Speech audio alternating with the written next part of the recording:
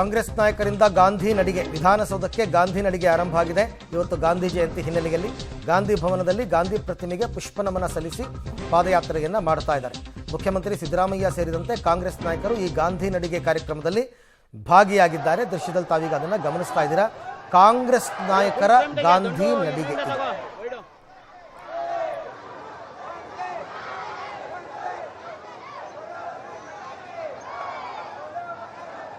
ಕಾಂಗ್ರೆಸ್ ನಾಯಕರ ಗಾಂಧಿ ನಡಿಗೆ ಅಂದರೆ ಅವ್ರ ಕಾರ್ಯಕ್ರಮವನ್ನು ಗಾಂಧಿ ಜಯಂತಿ ಪ್ರಯುಕ್ತ ಹಮ್ಮಿಕೊಂಡಿರ್ತಕ್ಕಂಥದ್ದು.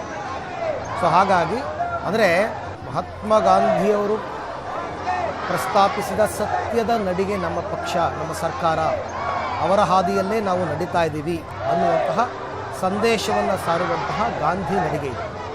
ಈಗಾಗಲೇ ಗಾಂಧಿ ಪುತ್ಥಳಿಗೆ ಅವರು ಪುಷ್ಪ ನಮನವನ್ನು ಸಲ್ಲಿಸಿ ಅಲ್ಲಿಂದ ಈಗ ಅವರು ವಿಧಾನಸೌಧದ ತನಕ ಹೋಗ್ತಾ ಇದ್ದಾರೆ.